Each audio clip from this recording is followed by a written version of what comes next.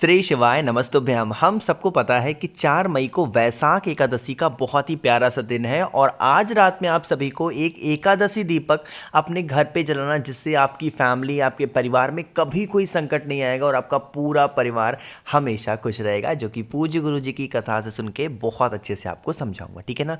बहुत ही प्यारा सा, बहुत ही छोटा सा उपाय है, तो वीडियो को पूरा देखेंगे, है ना। चलो समझते हैं।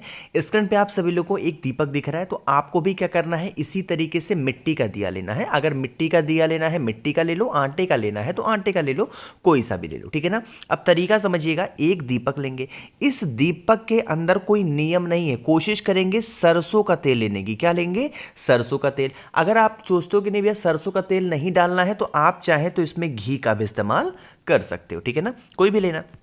आपके पास में दो ऑप्शन है। पहला ऑप्शन तो आपके पास में पीपल का पेड़ है और दूसरा ऑप्शन आपके पास में आपके घर का मेन गेट है। दोनों जगहों पे नहीं जलाना, या तो आप अपने घर के मेन गेट पे जला दो या तो आप पीपल पेड़ के नीचे जलाओ। तरीका समझेंगे।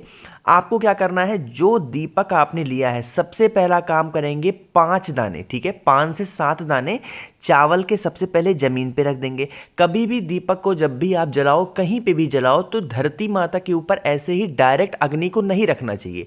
आपको उनके नीचे कुछ अनाज के दानों को रखना चाहिए।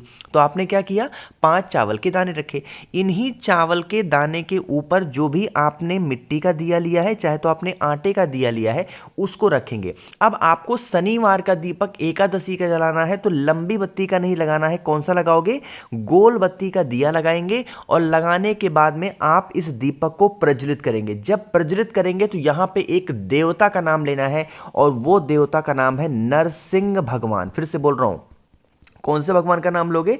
नरसिंह भगवान के नाम से आपको दीपक प्रज्वलित करना है। जो भी आपकी फैमिली में, जो भी आपके घर में जो भी समस्याएं चल रही हों, उन समस्याओं का स्मरण करते हुए प्रज्वलित करेंगे। ठीक है ना। जब आप दीपक को जलाएंगे नरसिंह भगवान के नाम से, तो 2 लौंग क्या लेंगे, 2 लौंग के टुकड़े इसी जलते हुए दीपक में डाल देना। यकीन मानिए, आपकी फैमिली में कभी कोई इंसान उदास नहीं हो सकता। आपका परिवार जिस भी कारण से बहुत ज़्यादा टेंशन में है, बहुत ज़्यादा परेशान है ना, उसकी समस्या धीरे धीरे करके खत्म जरूर हो जाएंगी। ठीक है ना। करिएगा जरूर सभी लोग।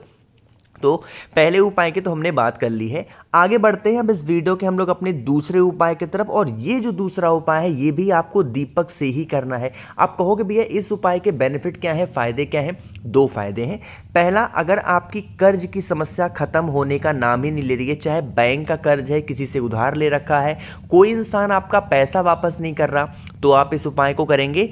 दूसरा, अगर आपके घर में पैसों को लेके किल्लत मची हुई है, मतलब घर में पैसे आते हैं, कब खर्च होते हैं आपको पता नहीं चलता, तो आपको लेना होगा इस तरीके से एक मिट्टी का दिया। ठीक है ना। आपको लेने के बाद में ये उपाय हम किसके लिए कर रहे हैं? धन संपदा के लिए। तो आपको इस दीपक में कौन सी बत्ती लगानी है? लंबी बत्ती लगाएंगे। ठीक है ना। और इसमें क्या डालोगे? घी डाल देंगे। अब आप इस दीपक को उठाएंगे, कहीं भी जाने की जरूरत नहीं है। आपको वह दीपक अपने घर के जो महादेव का शिवलिंग हो, वहां के पास जाएंगे शाम के टाइम पे प्रदोष काल में, और उस दीपक को महादेव के शिवलिंग के पास में रखेंगे। जब आप उस दीपक को जलाओगे तो एक भगवान के नाम से और लगाना है। कौन से भगवान के नाम से? कुबेर भगवान के नाम से आपको लंबी बत्ती का दिया घी का भोले शंकर के सामने लगाना होगा। किसके नाम से लगाओगे? कुबेर भगवान के नाम का। अभी वीडियो खत्म नहीं हुई, अभी ध्यान से सुनिएगा। दीपक लगा दिया आपने, दीपक आपने जला दिया। साथ ही साथ आप अपने घर से काला तिल लेकर के जाओगे। क्या लेके जाओगे? काला तिल। कुबेर भगवान के दीपक को जलाने के बाद में काला तिल तुम रुका जी के नाम से, किसके नाम से? तुम रुका जी या फिर तुम रुकेश्वर महादेव के नाम से उसी जलते हुए दीपक में अगर आपने डाल दिया, तो आपके घर में जिन भी कारणों से धन को लेकर कमी होती हो, माँ लक्ष्मी का वास घर में नहीं है, तो वो समस्याएं आपके घर से हमेशा के लिए खत्म जरूर हो जाएंगी। ठीक है ना। पूरी सच्ची श्रद्धा, सच्ची भक्ति के साथ अगर आप इस उपाय को मन के साथ करते हैं, तो कोई भी लाइफ में दिक्कतें आपको पैसों से रिलेटेड नहीं हो सकती, है ना। 2 उपाय की हमने बात कर ली है। आगे बढ़ते हैं अब इस वीडियो के हम लोग अपने तीसरे उपाय की तरफ। लेकिन ये उपाय मैं आपको तब बताऊंगा, जैसा मैं हमेशा आपसे कहता हूं कि आपको करना है वीडियो को लाइक, और जितने भी मेरे भाई बहन आवाज़ को मेरी पहली बार सुन रहे हैं, चैनल को ज़रूर सब्सक्राइब करेंगे, है ना। चलो समझने की कोशिश करते हैं।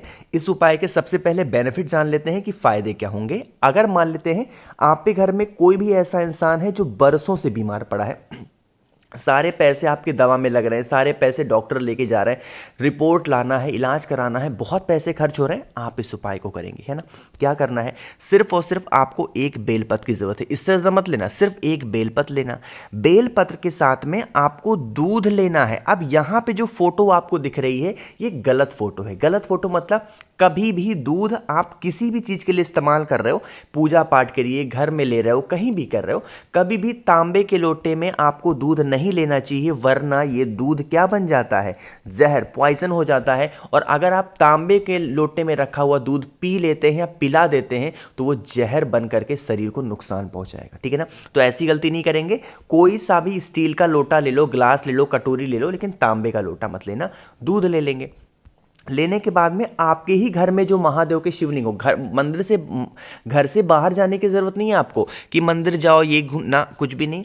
आपको अपने घर में जो महादेव का शिवलिंग है ना, वहां पे जाएंगे। मैंने आपको एक बेलपत्र दिखाई है।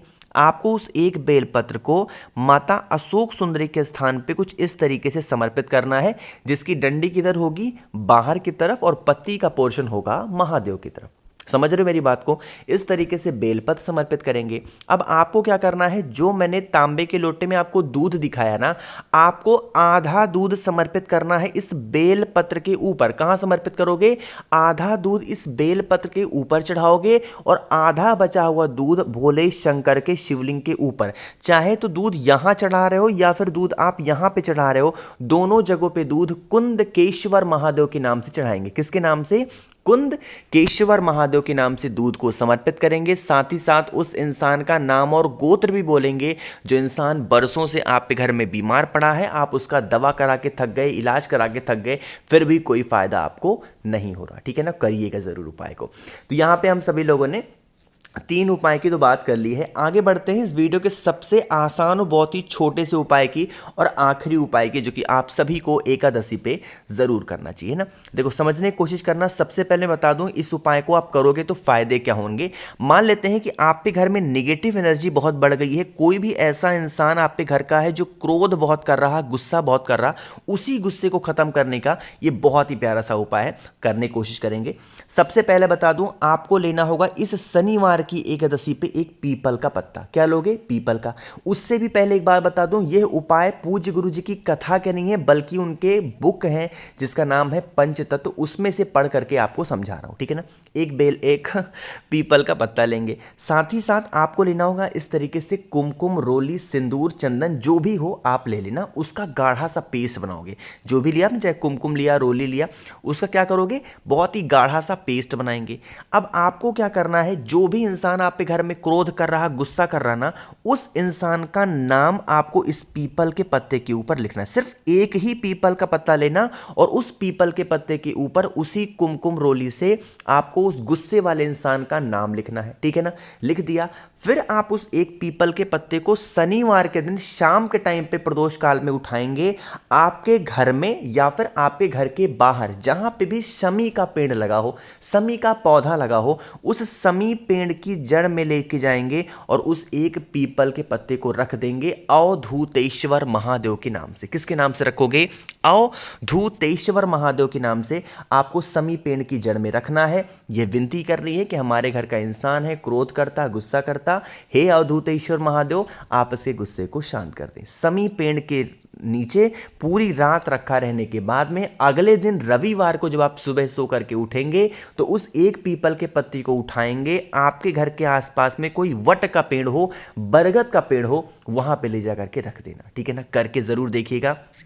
ये एकादशी का बहुत ही प्यारा सा, बहुत ही स्पेशल उपाय है।